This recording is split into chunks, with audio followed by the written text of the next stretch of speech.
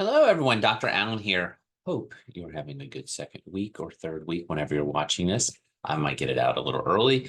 Um, with all that being said, I hope everyone's preparing for snowpocalypse. I'm recording this on Friday, and I know everything around campus and town, grocery stores is all about the snow. So most importantly, I hope you stay safe. I'm going to actually, this has nothing to do because if you're watching it, you're probably already doing it. I'm going to try to get this posted actually on Sunday in case anyone wants to get a little bit of a head start. So if you're watching on Sunday, hey, way to go. Good job getting a head start. Also related to just a little bit of housekeeping. Um, the week 2 stuff should actually be pretty caught up on grading by Monday because I imagine my gut tells me we're not going to be at school. So I'll make sure that I'm kind of on task with that, checking out the websites, discussions, and blogs.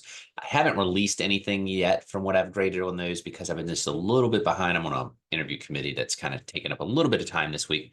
No big deal though. We'll get it caught up. Everything that I've looked at though has been great. Thank you all very much. I always do monitor to make sure people are logging in and stuff. You all been on task. The week 1 stuff was great. That all should be showing. So with that being said, I'm going to talk about this week. Hopefully, I think I had a little bit of a coughing hiccup, something last week. So I'll try to not do that this week. Yeah, of course, one take. So as I hold up 2 fingers, one take. So let's go ahead and jump in. This week, if you look on the syllabus, we're in week 3. We're going to talk about learning management systems. That's your Brightspace. That's your Schoology. That's your, I don't think anyone probably worked in this at this point now. We used to have something called Sakai, Canvas.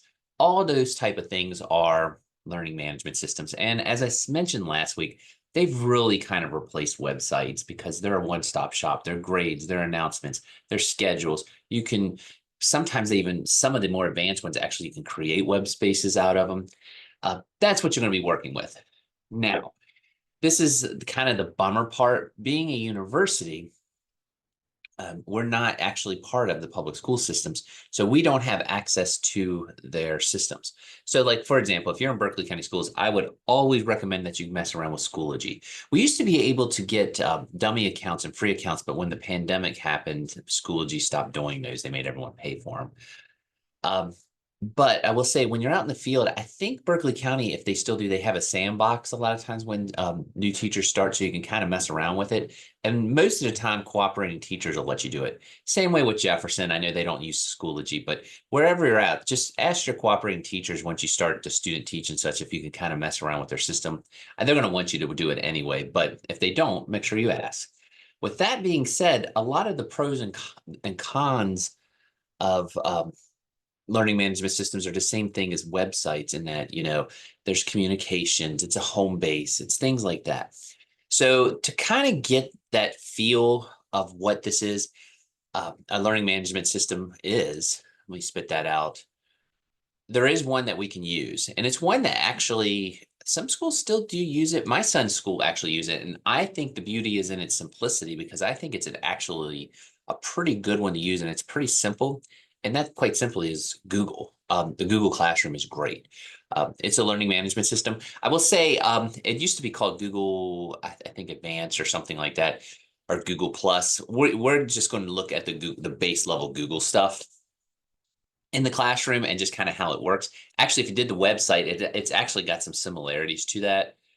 I'm sure most of you have messed with Google Classroom before where you have to enroll in a class and things like that. So what we're going to do is we're going to go in, we're going to look at Google Classroom and kind of go from there. So let me just go ahead and do that. I'm going to go to my Zoom thing here. Let me go to Google. Hopefully last week everyone created a Google account if you didn't already have one. And if you look here, we have our little Google waffle. If you click your waffle, there should be, and you scroll down, there should be something called Classroom right here. And you'll go right into Classroom. And you'll have any classrooms that you've made. Let me go ahead, you can get rid of them. I'm going to go ahead and get it out of that one because that is not mine. That was a student's that I just kind of was checking out from last semester. And any classes you have are right here. There's also, I'm going to make a little note to this here in a minute, but you also all your Google Docs. I'm assuming most people have messed in Google at this point, but your slides, if you haven't, are here. There's a lot with this, for bang for the buck, which is often free. Google does have some pretty cool stuff. There's arts and culture. But for this week, I want to just kind of show you something. this week we are going to, let me go down to week 3. And our assignment's going to be actually, we're going to create a Google Classroom. And within that classroom, I want you to put a video, and I also want you to put a doc in it, a Google Doc or something along those lines. And as you can see, the directions are here, and I'll show you all this here in a minute, but just I wanted to go ahead and touch base on what we're going to be looking at. As you can see, view a video, that's this. Read the instructions, great. Create a Google Space Center around that. Once you've created the space, you're going to post one announcement. You're going to embed a YouTube video. You're going to create an announcement from a HyperDoc, and I'll explain that here in a second. And then, of course, you're going to have to submit the code. So let's just go ahead and go back to Google. Sorry, I'm a little babbly here, so we'll go back to Google. All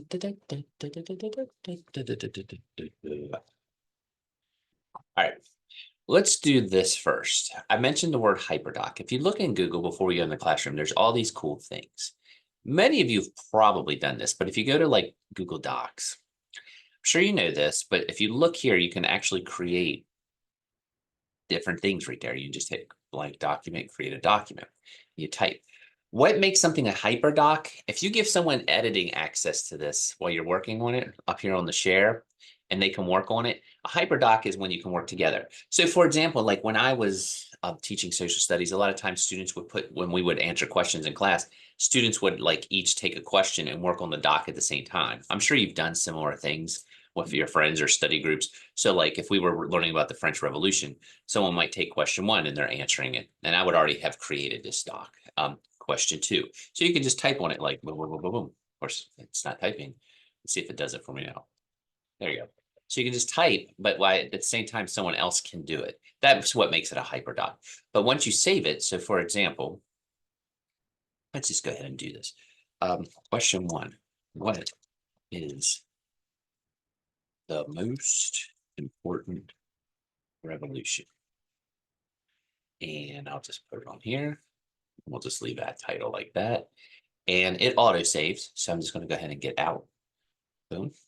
And if we go back, actually, let's just go back here. We go back to Google.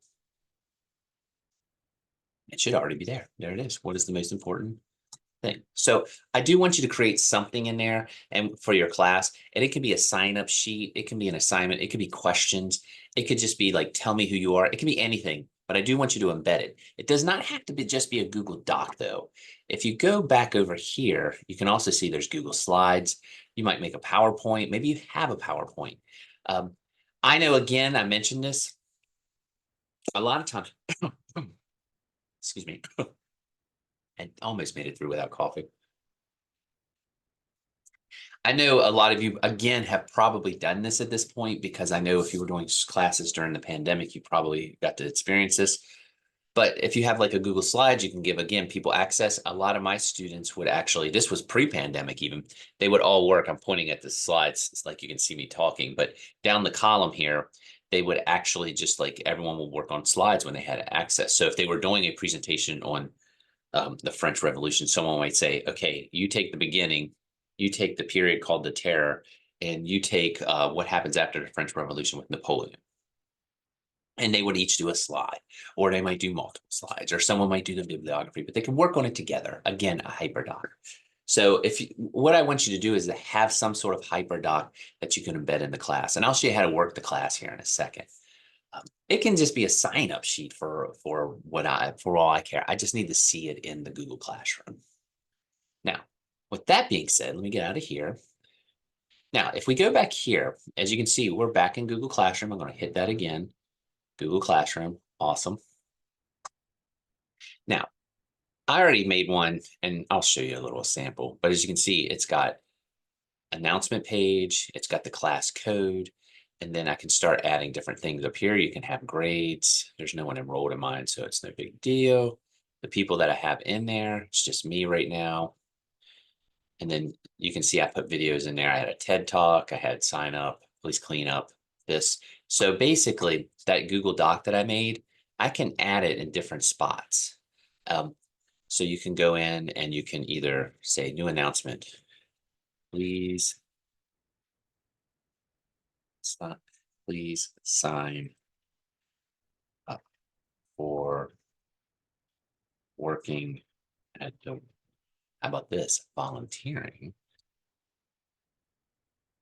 at the library. And I can just go, you can do a YouTube video, you can just upload a file. I want you to actually download something from your Google Drive if you could though. And you could just go in here. And I'm just going to use the form here, but whatever, if you make a sign up sheet in here, it'll show up here. And actually, let's make this more relevant. Please answer the questions. Question 4.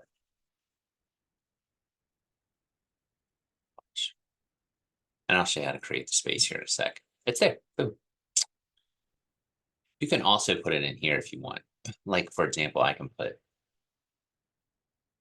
a quiz. I can do an assignment. So maybe I'll go in here and say, please watch the video French Revolution.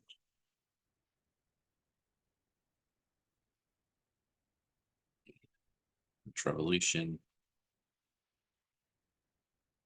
And search. And we'll pick that one and we'll add it. And you can add rubrics, as you can see over here, if you're grading. I'm not going to ask you to do that. Just I want you to know that it's there, what your points are going to be.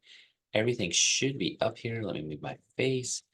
I think that should, let me shrink this a little bit. Why is, there it goes, assign. I think that's it. Oh, I don't have a title. That's why. Please watch.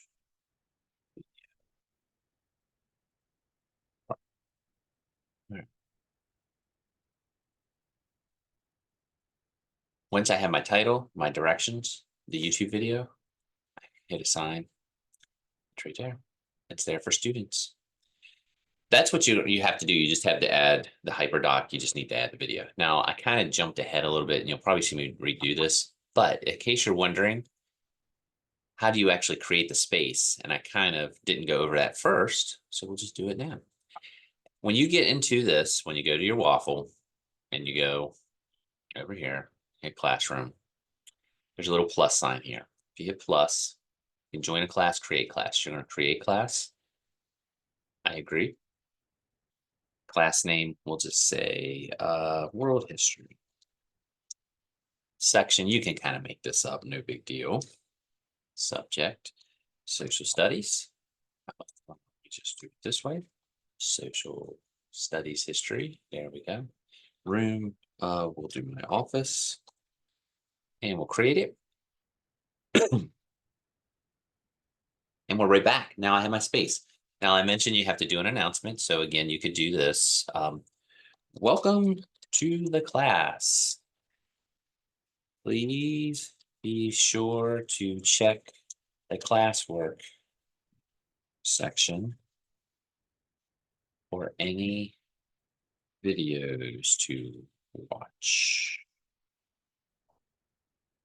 Boom. There's my announcement, just like that. Then I'll kind of give you the choice here if you want to do an announcement or an assignment, but we'll do it like this. Let's go to classwork and we'll create. And we'll do, I want that hyperdoc, so we'll do an assignment. Question. Please answer the bell ringer question that is attached. And we'll go to the drive. And you see, because I made that hyperdoc, it's right there. Add, boom. Then we'll assign it. And again, you can add all this if you would like. You can assign it to certain students. Boom, questions right there. I also, if remember when we looked at directions, I want you to put a YouTube video in. Again, you can do this on the announcement page, or you can do it in classwork. You saw me do it in classwork, so I'll do it on the announcement. Oh, I should point out too, if you look, it tells you when there's a new assignment. So let's just do it here again. I kind of want to backtrack on my statement. So let's do assignment. Snow day. Snow day assignment. A little timely here. Please watch the following on Napoleon. and his influence here, exclamation point. So let's go there. And don't put Napoleon Dynamite. No Napoleon Dynamite. You know what? We'll just do Path of Power. We'll just not going to be picky. It's there. We'll assign it. And it's there. And if you look at the stream. Now, after you do those things, you have to share this with me. There are 2 things that you can do. I will have my email posted up. It'll probably be, it's a Jason Allen, all one word, at gmail.com. I'm sorry, it's Jason Allen 1066 at gmail.com. I'll post it if you want to share it.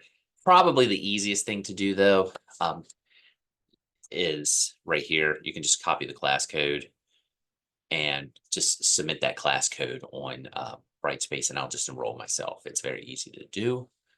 You can do the invite though. You can invite it to, actually, I mentioned the Gmail. You can invite me via the Shepherd and I'll just be able to do it. So if you want to just invite, if you go up here, I've gotten a little wordy. So let me reset there just so I don't confuse anyone. You have to invite me into the class. There's basically 2 ways to do it. You can either send me an email invite, which is fine. I can do that. Or you can just submit the code right here and just copy it. And some people have asked, I thought I put it on the announcement, but just in case you missed it, when you submit codes and links, you do need to put it on a Word doc usually, and just submit that as on there. And I can type this in or cut and paste it. But if you want to actually invite me, let's go right here. All right. You can copy the class link and send that to me, and copy class code. Those all work. You can submit either one, or you can do this. You should be able to, let's go back and people and invite. And as you can see, you can type in names. I'll just click my name right there and I'll send an invite. That's all you got to do. So there's 2 ways again to do this, because I'm sure I was a little quick on that and probably slightly confusing. You can either submit the code, the class code. You can also submit the class link. They're one and the same. Or you can just go to people and send me an invite. That's all you got to do. And I haven't accepted this one yet. So either one works, but long story short, you need to do a Google Classroom. You need to create a hyperdoc in Google Docs or Slides or whatever. You can do, if you're math, maybe you want to do the Excel. Well, they don't call it Excel, but the on Sheets. And then not Sheets like the Smuffins, Sheets on Google. You can attach that within this space, and then you attach the YouTube video and you just share it. If you have any problems, contact me. But that's the week. Of course, you got to do the blog on this. So maybe you'll even just compare it to a website and say, I like Google Classroom better. Pretty simple to use, and it's a little more timely. I'm just summarizing here. And there is also a discussion board that you have to do. That should be it for the week, though. Everything is up. I'll have everything open. There is something, it mentions Quizlet. If you don't want to do a hyperdoc and want to embed a Quizlet, that is fine too. There's a lot of different texts we're going to talk about that actually work really well with this. We're going to talk about like Nearpod. You can embed Nearpods right in Google Classroom. So Google Classroom is a good learning management system, in my opinion. So with all that being said, I think I've been yakking a lot. Hopefully I didn't babble too much. I hope everyone stays safe in the snow. I always say I will keep these short, and I know I've been talking too long. Have a great week.